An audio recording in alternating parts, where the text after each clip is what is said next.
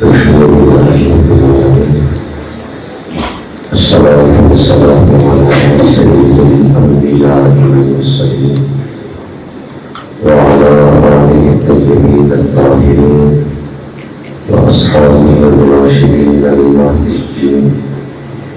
أما بعد، فأعوذ بالله من الشيطان الرجيم. بسم الله الرحمن الرحيم.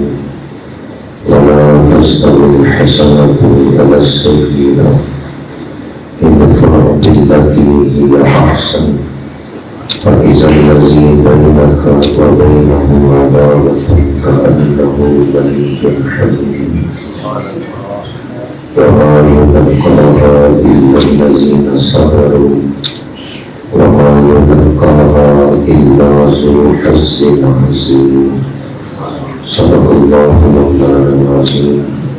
إن الله وملائكته يصلون على النبي يا أيها الذين آمنوا صلوا عليه وسلموا تسليما.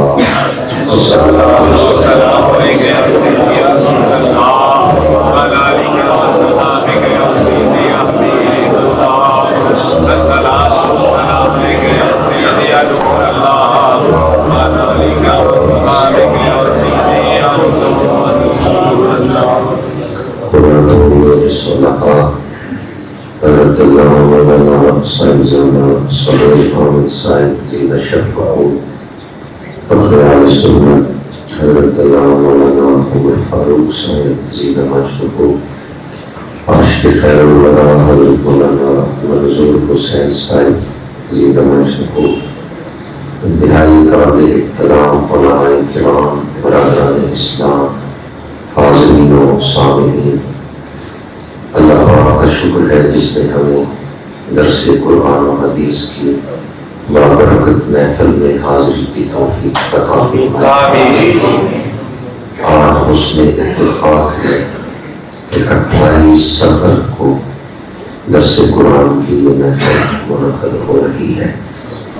28ویں رات ہے صفر کی، اور 28 صفر کو نواسۂ رسول سید الاسقیاء حضرت سیدنا امام حسن مجتبی رضی اللہ تعالیٰ عنہ کا وصال پاک ہوا، اور 28 صفر کو بھی امام ربانی سیدنا مجدد الفسانی شیخ احمد سرکنڈی رحمۃ اللہ تعالیٰ علیہ کا وصال پاک ہوا۔ 29 صفر کو تاجدار بولڑا حضرت سید میرے علی شاہ صاحب رحمۃ اللہ تعالیٰ علیہ کا وصال ہوا۔ ویسے آپ لوگ جانتے ہیں کہ اس مہینے میں حضرت دادا صاحب رحمۃ اللہ تعالیٰ علیہ، حضرت بہاؤالدین زکریا ملتانی رحمۃ اللہ تعالیٰ علیہ، حضرت شمس العارفین خواجہ شمس الدین سیالوی رحمۃ اللہ تعالیٰ علیہ، اعلیٰ حضرت اشرف احمد رضا خان بریلوی رحمۃ اللہ تعالیٰ علیہ، ان جلیل القدر مشائخ کے آراس مبارکہ منعقد ہوتے ہیں۔ اس مناسبت سے چند گھڑیاں فکر صوفیہ کے حوالے سے گفتگو کروں گا کہ ہمارے مشائخ نے کس طرح دین پھیلایا ہے اور ان کی ترجیحات کیا تھی۔ اور چونکہ آج حضرت سیدنا امام حسن مجتبی رضی اللہ تعالیٰ عنہ کا عرص پاک ہے، تو اس مناسبت سے آپ کا ذکر مبارک بھی کروں گا۔ اللہ تعالیٰ حق گوئی کی توفیق عطا فرمائے۔ اللہ تعالیٰ نے انسان کو متضاد صفات عطا فرمائی ہے۔ یہ دشمنی بھی کرتا ہے، دوستی بھی کرتا ہے، محبت بھی کرتا ہے، نفرت بھی کرتا ہے۔ انسان اگر بگڑ جائے تو شیاطین سے برتر ہو جاتا ہے، اور اگر سمجھ جائے تو فرشتوں سے افضل و اعلی۔ امتحان سے جو تقاضے ہیں وہ سارے پورے کر کے اللہ تعالیٰ نے انسان کو زمین پہ اتارا ہے۔ خیر اور شر دونوں راستے، جنت اور دوزخ دونوں راستے انسان کو دکھا دیے اور پھر فیصلہ کرنے کا اختیار انسان کو دیا کہ انسان اپنے لیے کس چیز کو پسند کرتا ہے۔ اللہ تعالیٰ نے انسان کو اختیار دیا ہے، جس وجہ سے آخرت میں حساب و کتاب ہوگا۔ خیر و شر، جنت و دوزخ، دونوں راستے اللہ تعالیٰ نے انسان کو دکھا دیے۔ انبیاء کرام کے ذریعے دین پہنچایا، ہمارے آقا کریم ختم نبوت کا تاج پہن کے تشریف لائے، دین مکمل ہو گیا۔ تو دین کے ذریعے اللہ نے دونوں راستے دکھا دیے اور پھر انسان کو اختیار دیا کہ وہ اپنے لیے کس منزل کو پسند کرتا ہے۔ جس شخص نے دین کا راستہ اپنایا، رسول اللہ صلی اللہ علیہ وسلم کی اتباع کی، دنیا اور آخرت دونوں جہانوں کی سعادتوں کا تاج اس کے سر پہ سجا دیا جاتا ہے۔ دین انسان کو سنوارنے کے لیے عطا کیا گیا۔ دین کے مقاصد میں سے ایک بڑا مقصد انسان کے اخلاق کو سنوارنا ہے۔ آج جس دور میں ہم زندگی گزار رہے ہیں، اکثر لوگوں نے مناظرانہ طریقہ اختیار کیا، بحث مباحثے کا طریقہ اختیار کیا، جس میں مد مقابل کو قائل کیا جاتا ہے۔ ہمارے صوفیہ مشائخ، ان کا طریقہ کیا تھا؟ ان کا طریقہ محبتیں بانٹنا اور اخلاق حسنہ کا اظہار کر کے پہلے مائل کرنا، بعد میں قائل کرنا۔ لیکن آج جس دور میں ہم زندگی گزار رہے ہیں، اس میں مناظرانہ طریقہ اتنا بڑھ گیا ہے بحث مباحثے کا کہ ہم نے اپنوں کو بھی بیگانہ بنا دیا ہے، اپنوں میں بھی دوریاں پیدا کر دی ہیں، اور ہر شخص دوسرے کو قائل کرنے کی کوشش میں مصروف ہے۔ جبکہ ہمارے اسلاف کا، بزرگوں کا طریقہ کیا تھا کہ وہ پہلے مائل کرتے تھے، بعد میں قائل کرتے تھے۔ محبتیں بانٹنا، اچھے اخلاق کا اظہار کرنا، یہ ہمارے اسلاف کا طریقہ تھا۔ میں نے خطبہ کے دوران سورہ حامیم السجدہ کی چند آیات تلاوت کی ہیں۔ ان میں اللہ کریم نے ارشاد فرمایا وَلَا تَسْتَوِي الْحَسَنَةُ وَلَا السَّيِّئَةُ، نیکی اور بدی کا نتیجہ برابر نہیں ہے، نیکی اور بدی کا انجام ایک جیسا نہیں ہے۔ بدی کرنے والا جس انجام سے دوچار ہوگا، کیا نیکی کرنے والا بھی اسی انجام تک پہنچے گا؟ قرآن نے دو ٹوک فیصلہ سنا دیا ہے کہ نیکی اور بدی کا انجام برابر نہیں ہے۔ ادفع باللتی ہی احسن، اپنے دشمن کو اتنا اچھا جواب دو، اس انداز میں دفاع کرو جو سب سے بہتر انداز، جو احسن انداز ہے۔ فَإِذَا الَّذِي بَيْنَكَ وَبَيْنَهُ عَدَاوَةٌ كَأَنَّهُ وَلِيٌّ حَمِيمٌ، اپنے دشمن کے ساتھ بھی اتنے اچھے اخلاق سے پیش آؤ کہ جو دشمن ہے وہ گہرا دوست بن جائے۔ قرآن میں صرف ولی کا لفظ نہیں بولا، ولی حمیم، جگری یار، گہرا دوست بن جائے۔ وَمَا يُلَقَّاهَا إِلَّا الَّذِينَ صَبَرُوا، پر یہ کارنامہ نہیں سر انجام دے سکتے، یہ بات نہیں ملتی مگر انہیں جو صبر کرنے والے ہیں، جو فوراً طیش میں آ جائیں، فوراً غصے میں آ جائیں۔ کیا وہ دشمن کو دوست بنا سکتے؟ کیا وہ اپنے دشمن کا دل جیت سکتے ہیں؟ کیا وہ جھگڑے مٹا کے امن و سکون کی فضا قائم کرنے میں کامیاب ہو سکتے ہیں؟ جو فوراً طیش میں آ گئے، جو فوراً غصے میں آ گئے، وہ یہ کارنامہ نہیں سر انجام دے سکتا کہ دشمن کو جگری یار بنا لے۔ یہ کارنامہ وہی سر انجام دے سکتے ہیں، یہ بات انہیں ہی ملتی ہے جو اپنے اوپر کنٹرول رکھتے ہیں، جو صبر کرنے والے۔ وَمَا يُلَقَّاهَا إِلَّا ذُو حَظٍّ عَظِيمٍ، اور یہ بات نہیں نصیب ہوتی مگر اس کو جو بڑے اونچے مقدر والا ہے، جو بڑے اعلیٰ نصیب والا ہے، اسی کو یہ بات نصیب ہوتی ہے۔ اسلام اخلاق سنوارنے کا نام ہے۔ کبھی اسلام کا تعارف ہی یہ تھا، اگر پوچھا جاتا کہ مسلمان کون ہوتے ہیں یا کیسے ہوتے ہیں، تو جواب یہ دیا جاتا تھا کہ جو ایک خدا کو مانتے ہیں، رسول اللہ کو اللہ کا آخری نبی مانتے ہیں، اور اچھے اخلاق والے ہوتے ہیں۔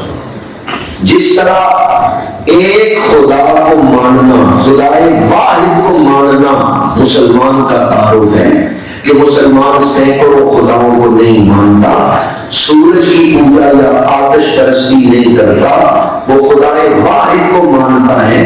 جس طرح مسلمان کا تعارف یہ ہے کہ وہ رسول اللہ کا غلام ہے، وہ تاجدار ختم نبوت کا کلمہ پڑھتا ہے، اسی طرح مسلمان کا تعارف یہ تھا کہ مسلمان اچھے اخلاق والے۔ مسلمانوں نے پہلی ہجرت جو کی ہے وہ حبشہ کی طرف کی، دوسری ہجرت مدینہ منورہ کی طرف کی۔ تو جب مکہ سے کچھ مسلمان حبشہ چلے گئے، موجودہ نقشے میں جو دنیا کا نقشہ ہے، حبشے کا نام ہے ایتھوپیا، پہلے اس کا نام حبشہ تھا، آج کل نقشے میں اس کا نام ایتھوپیا ہے۔ مشرکین مکہ نے اپنے سفیر بھیجے کہ جاؤ مسلمانوں کو واپس لے کے آؤ۔ سفیران مکہ نے نجاشی سے آ کے کہا کہ ہمارے کچھ غلام بھاگ کے آگے ہیں، وہ ہمیں واپس کر دو۔ نجاشی نے مسلمانوں کو اپنے دربار میں بلایا۔ حضور حیدر کرار شیر خدا کرم اللہ وجہ کریم کے بھائی حضرت سیدنا جعفر طیار رضی اللہ تعالیٰ عنہ مسلمانوں کے سربراہ تھے۔ نجاشی نے پوچھا، اے جعفر تمہارے نبی تمہیں پیغام کیا دیتے ہیں، تعلیم کیا دیتے ہیں، ان کی تعلیمات مجھے بتاؤ۔ تو حضرت جعفر طیار نے فرمایا، حضور کا ارشاد ہے ایک خدا کی عبادت کرو، اس کے سوا کوئی عبادت کے لائق نہیں۔ ہمارے آقا کریم اللہ کے آخری رسول بن کے دنیا میں تشریف لائے۔ پھر حضرت جعفر طیار نے فرمایا، حضور اپنے حکم دیتے ہیں پڑوسیوں کے ساتھ اچھا سلوک، عورتوں پر زیادتی نہ کرو، کمزور ہیں عورتیں ان کے حقوق کا خیال رکھو۔ حضور فرماتے ہیں غیبت سے، چغلی سے، جھوٹ سے اپنے آپ کو بچاؤ۔ جب بھی تمہاری زبان سے کوئی لفظ نکلے تو سچ بولو، جھوٹ نہ بولو۔ حضرت جعفر طیار نے جب یہ تعلیمات بیان کی تو نجاشی نے کہا، اے جعفر اللہ کے سچے نبی ایسی ہی تعلیمات میں۔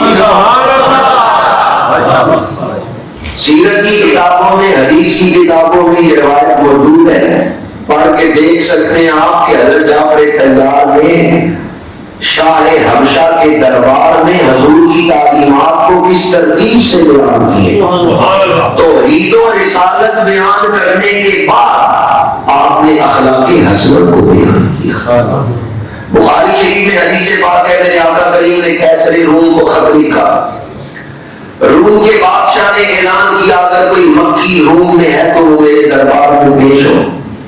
جناب ابو سفیان نے اس وقت کلمہ نہیں پڑھا ہوا، کیسر روم کے دربار میں گئے، کیسر روم نے پوچھا جس ہستی نے اعلان نبوت کیا ان کی تعلیمات کیا ہیں؟ تو جناب ابو سفیان نے بھی یہی تعلیمات بیان کہ وہ فرماتے ہیں ہزاروں خداؤں کو بتوں کو سجدہ کرنے کے بجائے خدا واحد کی عبادت کریں۔ پھر حضور کی نبوت کو بیان کیا اور کہا وہ تعلیم دیتے ہیں پڑوسیوں کے ساتھ حسن سلوک کریں، جو معاشرے میں کمزور طبقے ہیں ان کا خیال رکھو۔ کیسے لوگوں نے پوچھا جس ہستی نے اعلان نبوت کیا انہوں نے کبھی جھوٹ بولا ہے؟ جناب ابو سفیان نے جواب دیا میں نے ابھی تک ان کا کلمہ نہیں پڑھا پر میں گواہی دیتا ہوں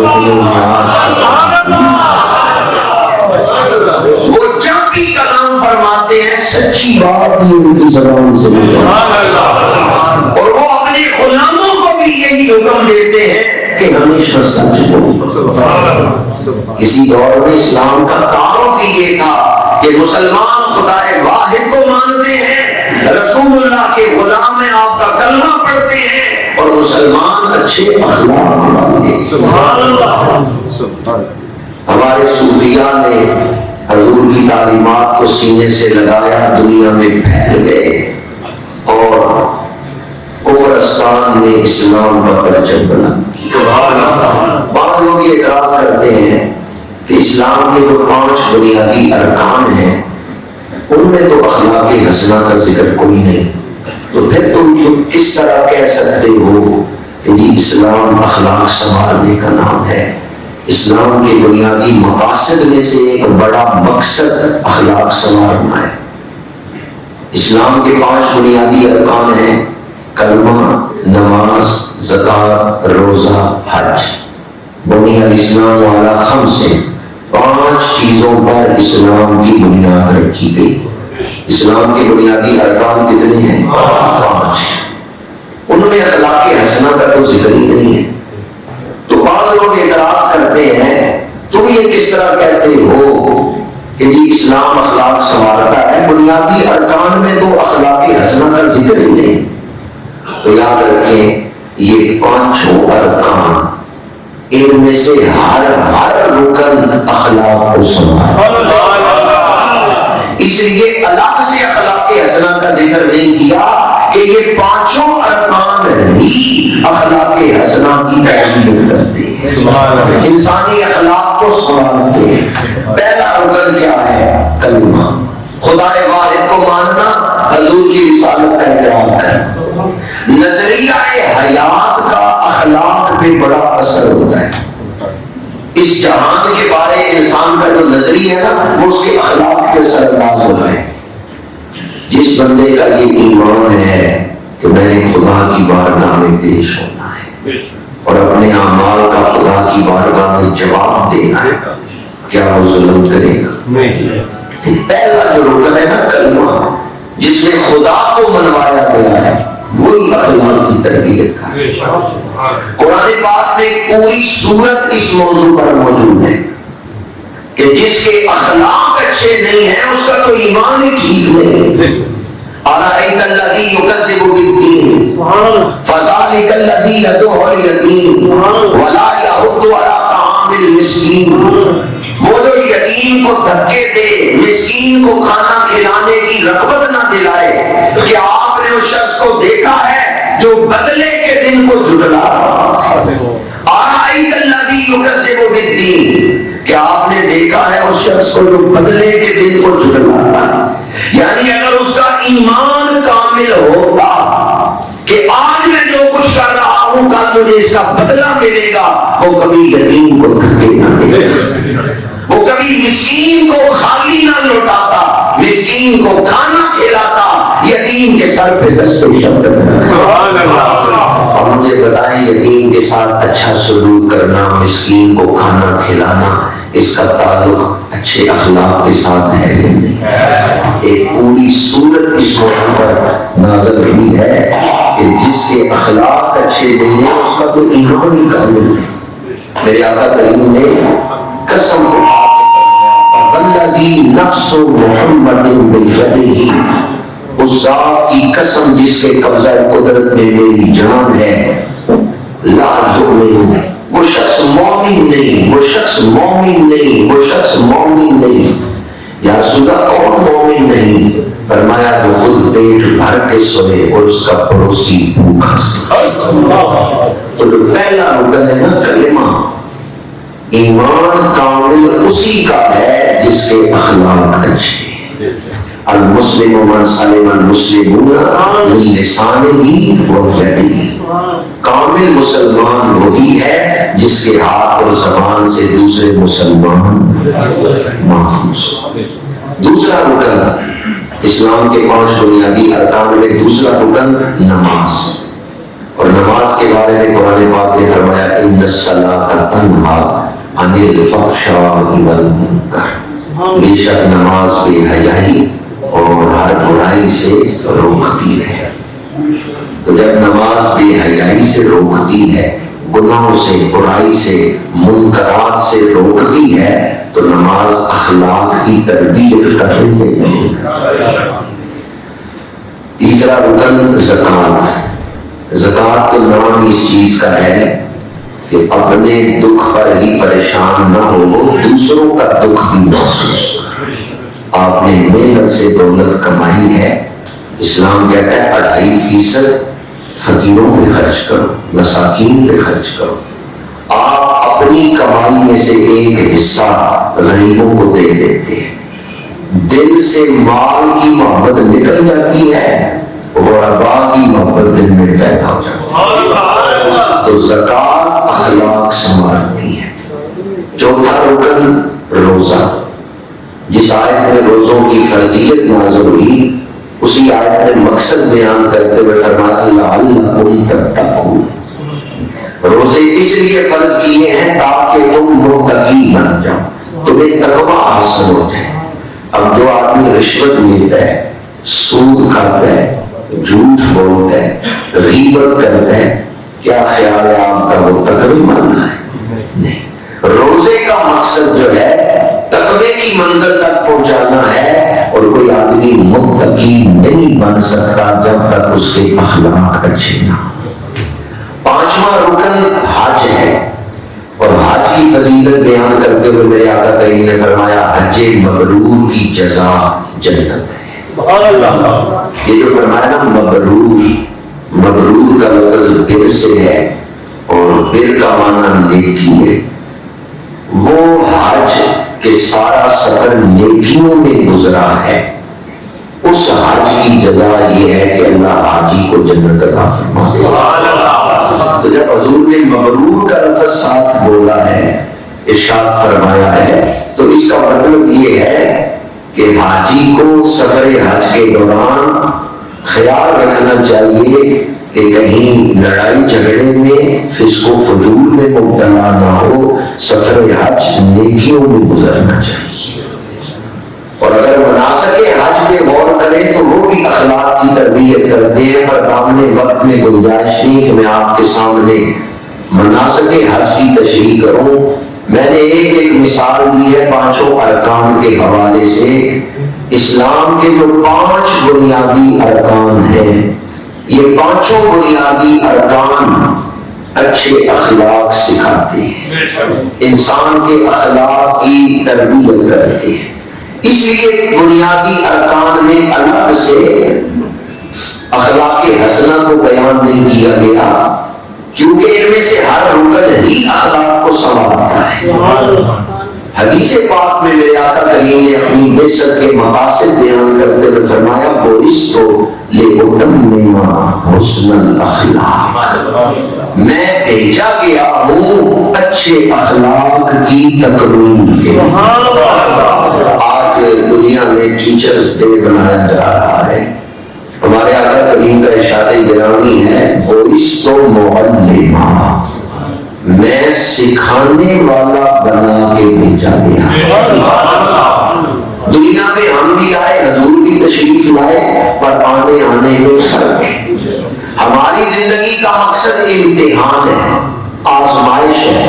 لِيَبْلُوَكُمْ أَيُّكُمْ أَحْسَنُ عَمَلًا، اس آیت میں ہماری زندگی کا مقصد بیان ہوا ہے، ہم آئے ہیں امتحان دینے اور حضور تشریف لائے ہیں لقد کان لکم فی رسول اللہ اسوۃ حسنہ، حضور آئے ہیں کامیابی کا نمونہ دکھانے کے لیے، ہم آئے امتحان دینے کے لیے اور حضور تشریف لائے وَيُزَكِّيهِمْ وَيُعَلِّمُهُمُ الْكِتَابَ وَالْحِکْمَةَ، امتحان میں کامیاب کیسے ہونا ہے اس کامیابی کی منزل تک پہنچانے کے لیے حضور تشریف لائے۔ کشتی میں مسافر بھی بیٹھتے ہیں، مالدار بھی بیٹھتا ہے، بیٹھتے تو دونوں ہی کشتی میں ہیں پر دونوں کا بیٹھنا برابر ہے۔ مسافر بیٹھتے ہیں پار لگنے کے لیے اور مالدار بیٹھتا ہے پار لگانے کے لیے۔ مسافر کشتی میں بیٹھتے ہیں پار لگنے کے لیے، مالدار بیٹھتے ہیں پار لگانے کے لیے۔ ہم آئے ہیں دنیا میں پار لگنے کے لیے اور حضور تشریف لائے ہیں پار لگانے کے لیے۔ ہم آئے امتحان دے کے قرب خداوندی تک پہنچنے کے لیے اور حضور تشریف لائے ہیں اس منزل تک پہنچانے کے لیے۔ بُعِثْتُ لِأُتَمِّمَ حُسْنَ الْأَخْلَاقِ، فرمایا میں اس لیے بھیجا گیا ہوں تاکہ انسانوں کو اچھے اخلاق سکھائے۔ تو اسلام کا تو بنیادی مقصد ہی اخلاق حسنہ کی تشکیل ہے، اچھے اخلاق انسانوں کو سکھانا ہے۔ آج جس ہستی کا عرس ہے 28 صفر، نواسہ رسول سیدنا امام حسن مجتبی رضی اللہ تعالیٰ عنہ، حضور کے بڑے نواسے، پہلے نواسے، صحن سیدہ بطول میں جو پہلی خوشی آئی ہے اس کا نام حسن مجتبی ہے۔ حضور حیدر کرار کے سب سے بڑے بیٹے، حضور حیدر کرار کے گھر میں جو پہلی خوشی آئی ہے اولاد کی شکل میں، اس خوشی کا نام حسن مجتبی۔ میں چونکہ اخلاق حسنہ کی اور تربیت کی بات کر رہا ہوں اس لیے اس حوالے سے روایت سنا رہا ہوں، ورنہ آپ کے فضائل اور شان یہ الگ عنوان ہے۔ حضرت ابو الحوار رحمت اللہ تعالی علیہ فرماتے ہیں کہ سیدنا امام حسن مجتبی سے پوچھا گیا آپ کو حضور کی کوئی حدیث یاد ہے جو آپ نے حضور سے سنی ہو؟ امام حسن مجتبی کی جو چھوٹی عمر تھی، 6-7 سال عمر مبارک تھی جب آقا کریم صلی اللہ علیہ وسلم کا وصال پاک ہوا، تو آپ نے فرمایا صدقے کی کھجوریں پڑی ہوئی تھی، میری چھوٹی عمر تھی 4-5 سال، میں نے ایک کھجور اٹھا کے منہ میں ڈال لی، اللہ کے رسول تشریف لائے، آپ نے اپنی مبارک انگلی میرے منہ میں ڈالی اور آپ نے کھجور نکال اور پھر آپ نے فرمایا کہ آل محمد کا صدقہ رہا۔ بہت سارے اسباب ہیں اس حدیث پاک میں، میں ایک نقطہ آپ کے سامنے عرض کر رہا ہوں جسے میرا المناجی میں بیان کیا گیا ہے۔ حضرت امام حسن مجتبی کی عمر مبارک اس وقت کتنی ہے؟ 4-5 سال۔ کیا 4-5 سال کے بچے کو شریعت فرض ہوتی ہے؟ شریعت فرض ہوتی ہے بالغ میں۔ آپ جو بھی چھوٹی عمر میں ہیں 4-5 سال کی عمر میں، اور اس حدیث سے پتہ چلتا ہے شریعت تو فرض ہوتی ہے جب بچہ بالغ ہو جائے، پر تربیت اس وقت نہیں شروع کرنی چاہیے جب بچہ بالغ ہو جائے، تربیت پہلے کرنی چاہیے۔ حالانکہ رخصت تو تھی کہ ابھی تو شریعت فرضی نہیں ہے، لیکن میرے آقا کریم نے اس وقت آپ کے دان سے کھجور کو نکال کے امت کی تربیت کیا فرمائی ہے کہ چھوٹی عمر میں ہی اپنے بچوں کی تربیت۔ آج کل آپ بازار گئے نا بچیوں کے کپڑے، چھوٹی بچیوں کے، تو آدھے بازوں والے ملیں گے۔ اگر ماؤں سے کہیں کہ بچیوں کو پورے بازوں والے کپڑے پہنو، وہ کہتے ہیں ابھی تو بچی ہے، بڑی ہوگی تو تو چھوٹی عمر میں جب آپ بچیوں کو فیشن والے کپڑے پہنائیں گے تو شروع سے ان کی عادت ہی بن جائے گی اس طرح کے کپڑے پہننا. جب وہ بڑی ہوگی پھر وہ آپ کی بات نہیں مانے گی. اس لیے سر پہ دوپٹہ لینا چھوٹی عمر میں ہی بچیوں کو سکھائے. جو تربیت کی عمر ہے وہ یہی عمر ہے جب ذہن سازی کی جاتی ہے. میرے آقا کریم صلی اللہ علیہ وسلم نے فرمایا 7 سال کی عمر میں اولاد کو نماز سکھاؤ اور 10 سال کی عمر میں اگر وہ نہیں پڑھتے تو سزا دے کے سختی کر کے پڑھاؤ. یعنی یہ ذہن سازی کی عمر ہے. وہ ہستیاں جو چنی ہوئی ہستیاں ہیں اور جن کے فضائل بیان کرنے کے لیے ہمارا علم تھوڑا ہے ان کی شان بڑی ہے. یہ میں ان کے حوالے سے عرض کر رہا ہوں کہ میرے آقا کریم ان کی تربیت کس طرح فرما ہے. جن پہ ابھی نماز فرض نہیں ہوئی پر جنتی جوانوں کی سرداری کا تاج عطا کر دیا. ان الحسن والحسین سیدا شباب اہل الجنہ. میرے آقا کریم نے یہ اعلان کب فرمایا ہے اذن خدا بندی سے؟ یہ اعلان اس وقت فرمایا ہے جب ابھی حسنین کریمین پہ نماز بھی فرض نہیں. تو وہ چنی ہوئی ہستیاں ہیں. اس کے باوجود حضور ان کی تربیت کا اہتمام فرمائے. حضرت سیدنا امام حسن مجتبیٰ کے اخلاق روح البیان میں ہے کہ ایک غلام برتن میں سالن لا رہا تھا دسترخوان پہ رکھنے کے لیے. تو اس کے ہاتھ سے برتن چھوٹ گیا اور گرم سالن حضرت امام حسن مجتبیٰ کے کپڑوں پہ گرا. تو آپ نے اس غلام کی طرف دیکھا. اس غلام نے فوراً آیت پڑھی سورہ آل عمران کی آیت نمبر 134 والکاظمین الغیظ والعافین عن الناس. اللہ کے خاص بندے، اللہ کے مقرر بندے غصے کو پینے والے ہیں اور لوگوں کو معاف کرتے ہیں. جب یہ آیت کے الفاظ پڑھے تو امام حسن مجتبیٰ نے فرمایا میں تمہیں معاف کرتا. پھر اس نے آیت کا اگلا حصہ پڑھا واللہ یحب المحسنین. نیکی کرنے والوں کو اللہ اپنا محبوب بنا لے. آپ نے فرمایا جا میں تجھے آزاد کرتا. غلام نے غلطی کی ہے آپ نے اسے آزاد کر دیا. حالانکہ اسے سزا ملنی چاہیے کہ عام اللہ کا سزا دیتا. پر کتنے اعلیٰ اخلاق ہیں کہ امام حسن مجتبیٰ اسے معاف بھی فرما رہے ہیں آزاد بھی فرما رہے ہیں. اس دور میں غلاموں کے لیے یہ بہت بڑی نعمت تھی کہ غلام کو آزاد کر دیا جائے. غلام نے آیت پڑھی واللہ یحب المحسنین. آپ نے فرمایا جا میں تجھے آزاد کرتا. حضرت سیدنا امام حسن مجتبیٰ کے پاس ایک سائل آیا. اس نے کاغذ پہ لکھ کے نہ اپنی عرضی پیش کی.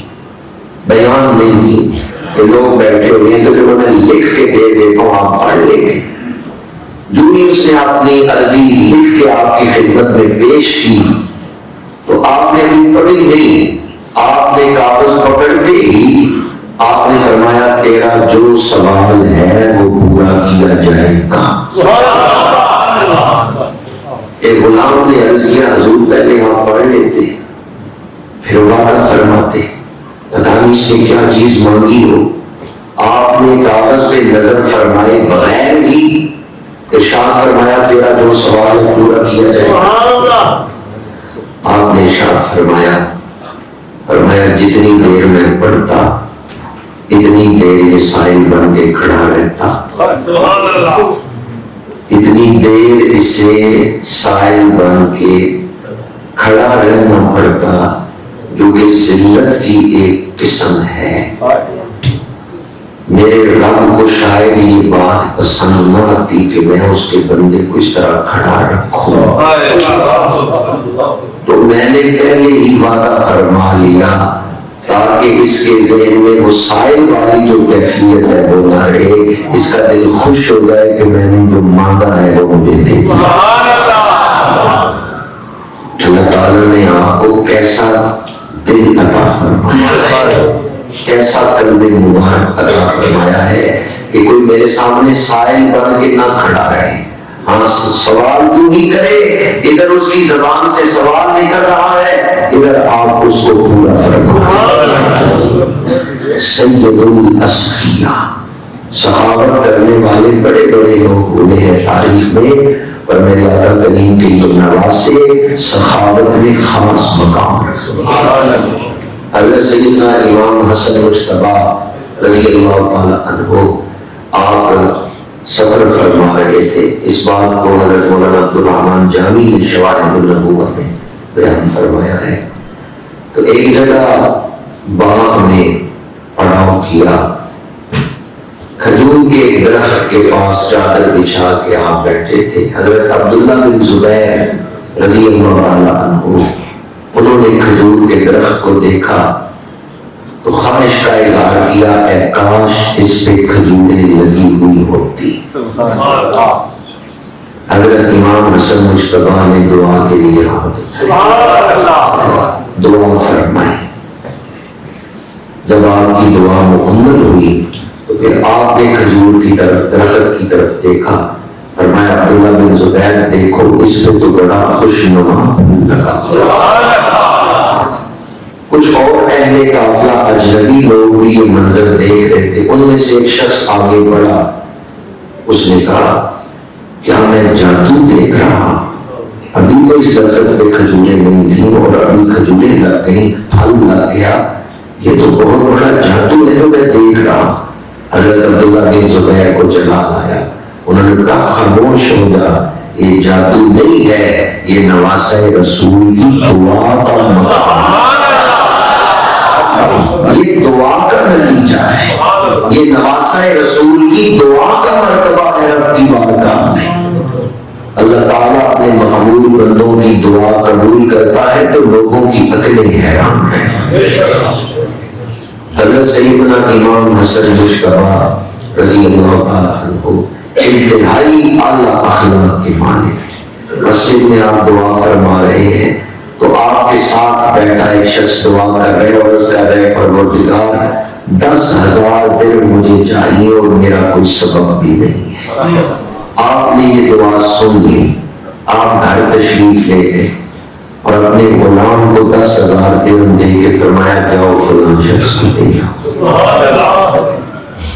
اس طرح آپ سخاوت فرماتے تھے کہ قطعاً آپ کو کوئی اس بات کا اندیشہ نہیں تھا کہ مانگنے والا اتنا مانگ رہا ہے تو میں نے اپنے پاس کتنے بچا کے رکھنے ہیں۔ تاریخ بغداد میں ہے کہ آپ سفر فرما رہے تھے، ایک باغ میں آپ نے دیکھا ایک شخص، ایک غلام جو اس باغ کا نوکر تھا، باغ میں کام کرتا تھا، وہ روٹی کھا رہا ہے اور اس کے پاس کتا بھی بیٹھا ہوا ہے اور وہ ایک لقمہ خود کھاتا ہے، ایک کتے کے آگے پھینکتا ہے۔ آپ کچھ دیر یہ منظر دیکھتے رہے، پھر اس کے قریب گئے، فرمایا یہ تیرا کیا انداز ہے کہ ایک لقمہ خود منہ میں ڈالتا ہے، کتے کی طرف پھینک دیتا ہے؟ اس نے کہا حضرت جب میں کھانا کھانے بیٹھا تو یہ کتا بھاگتا اور میری طرف آیا، دم ہلانے لگا، مجھے اس کا سوال سمجھ آ گیا، اس کو خالی لوٹانا میرے دل میں گوارا نہ۔ میں نے کہا چلو میں کچھ بھوک برداشت کر لوں گا، یہ امید لے کے آیا ہے خالی نہ جائے، تو ایک لقمہ میں لیتا ہوں، یہ کس کی طرف پھینک دیتا ہوں۔ آپ نے فرمایا یہ باغ کس کا ہے؟ اس نے کہا میں غلام ہوں، نوکر ہوں، کام کرتا ہوں، یہ باغ میرے مالک ہے، فلاں جگہ اس کا گھر ہے، فلاں جگہ اس کا مکان ہے، یہ اس کا نام ہے۔ آپ آگے تشریف لے گئے، اس باغ کے مالک سے ملے، تاریخ بغداد میں ہے، آپ نے اس سے فرمایا کیا تو یہ باغ بیچے گا؟ اس نے کہا بیچ دوں گا۔ آپ نے فرمایا کتنے پیسے لوگے؟ اس نے پیسے بتائے، آپ نے فرمایا اس باغ میں جو نوکر کام کر رہے ہیں وہ بھی بیچو گے؟ اس نے کہا ہاں غلام بھی بیچ دوں گا۔ آپ نے فرمایا کتنے پیسوں میں دو گے؟ اس نے قیمت بتائی، آپ نے غلام کے پیسے بھی دے۔ واپس اسی باغ میں تشریف لائے، فرمایا تو نے اپنے دروازے پر آنے والے کو ٹھکرایا نہیں، اس کی امید پوری کی، تیرا یہ عمل مجھے بڑا پسند آیا، اللہ کی رضا حاصل کرنے کے لیے میں نے تجھے بھی خرید لیا ہے، یہ باغ بھی خرید لیا ہے، تجھے میں اللہ کی رضا کے لیے آزاد کرتا ہوں۔ اب تو شخص کا غلام نہیں، آزاد ہے۔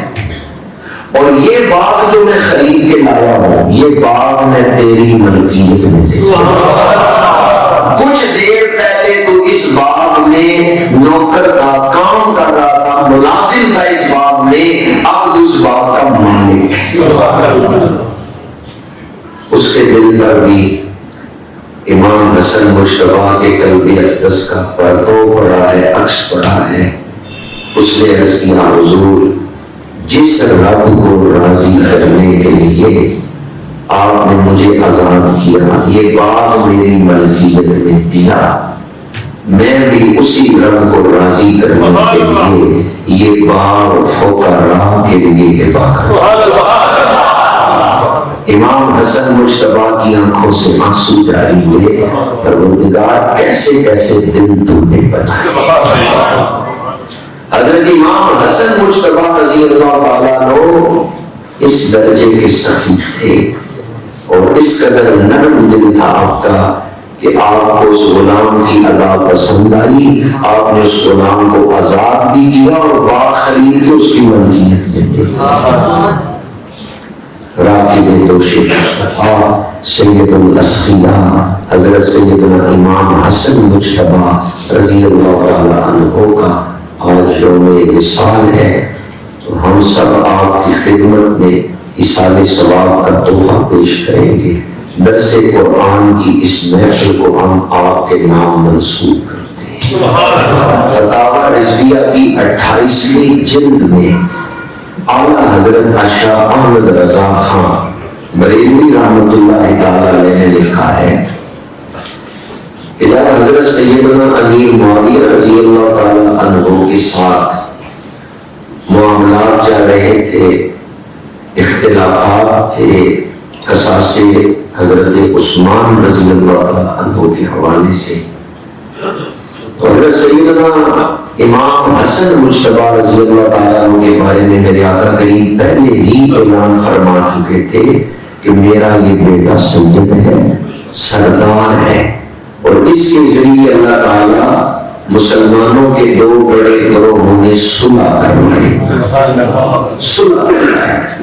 تو حضرت امام حسن مجتبیٰ نے اس وقت فرمایا، آپ نے فرمایا کہ مسلمانوں میں کچھ تو خون ختم کرنے کے لیے اور موجودہ حالات میں جو فتنے مختلف ملکوں میں پیدا ہوئے نو مسلموں کی طرف سے، ان حالات میں ضرورت ہے حضرت امیر معاویہ جیسے کسی سخت گیر شخص کی۔ میری نرمی سے یہ لوگ ناجائز فائدہ اٹھا رہے ہیں، اور یوں بھی خلافت راشدہ کے جو 30 سال حضور نے حدیث میں بیان کیے تھے وہ مکمل ہو چکے ہیں۔ میں اگر آگے حکومت کرتا ہوں تو میں سلطان اسلام بنوں گا، خلیفہ راشد نہیں رہ جاؤں گا، لہذا میں حضرت امیر معاویہ کی ڈیوٹی لگاتا ہوں وہ اس نظام کو سنبھالے۔ حضرت امیر معاویہ کو پہلا سلطان اسلام مقرر کیا حضرت امام حسن مجتبیٰ نے۔ اب فتاوی رضویہ کے حوالے سے میں جو بات آپ کی خدمت میں کرنا چاہتا ہوں، حکومت کو چھوڑنا مسلمانوں کی فلاح کے لیے اور امن کے حالات پیدا کرنے کے لیے یہ بہت بڑی قربانی تھی۔ اعلیٰ حضرت دیکھتے ہیں یہ بات حضرت مولانا علی قاری رحمۃ اللہ تعالی علیہ نے ارشاد فرمائی ہے، ان تک کئی مشائخ کے حوالے سے یہ بات پہنچی کہ جب آپ نے ظاہری حکومت کو چھوڑا ہے امت کی خیر خواہی کے لیے، تو اللہ نے قیامت تک آپ کی اولاد کو باطنی حکومت کی سربراہی عطا فرمائی۔ یہ غوث اعظم کون ہے؟ اولاد ہے امام حسن۔ داتا گنج بخش کون ہے؟ یہ اولاد ہے حضرت امام حسن کی۔ تاجدار گولڑا پیر سید مہر علی شاہ صاحب کون ہے؟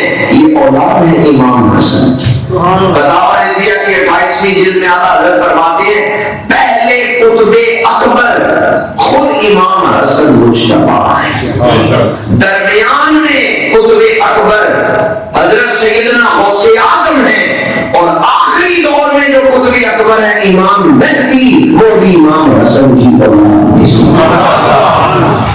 اللہ تعالیٰ نے حضرت امام حسن کو یہ بلند مرتبہ عطا۔ سندھ کے اندر سب سے پہلے جو اسلام لے کے آئے ہیں وہ حضرت امام حسن کی اولاد میں سے ہے، حضرت عبداللہ شاہ غازی۔ محمد بن قاسم بعد میں آئے، عبداللہ شاہ غازی پہلے آئے۔ حضرت عبداللہ شاہ غازی رحمت اللہ تعالی علیہ کراچی میں جن کا مزار ہے، یہ حضرت امام حسن کی اولاد میں سے۔ حضرت داتا گنج و شریف ہجویری آج سے 1000 سال پہلے لاہور تشریف لائے۔ کتنا عرصہ پہلے؟ ذرا تصور تو کریں 1000 سال پہلے اس علاقے کی حالت کیا ہوگی۔ یہ جو بڑے بڑے آستانے آج موجود ہیں، ان میں سے کوئی آستانہ بھی اس وقت موجود نہیں۔ حضرت داتا گنج و شریف ہجویری رحمۃ اللہ تعالیٰ نے اسلام پھیلانے کے لیے اپنے مرشدوں کے حکم پر ملک شام میں تھے۔ علاقہ آپ کا غزنی ہے افغانستان میں، مرشد آپ کے رہتے تھے ملک شام میں۔ آپ ملک شام میں اپنے مرشدوں کی خدمت میں تھے، تو آپ کے مرشدوں نے حکم دیا کہ علی اجمیری لاہور میں تمہاری ضرورت ہے، تم لاہور چلے جاؤ۔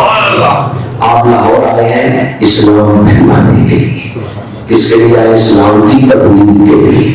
اسلامی تبلیغ کے حوالے سے حدیث پاک بیان کر رہا ہوں۔ میرے آقا کریم نے فرمایا، حضور حیدر کرار شیر خدا سے رضی اللہ تعالیٰ عنہ فرمایا، اے علی تمہاری وجہ سے اگر کوئی ایک شخص بھی کلمہ پڑھ لے تو یہ تمہارے لیے سرخ اونٹ حاصل کرنے سے بہتر ہے۔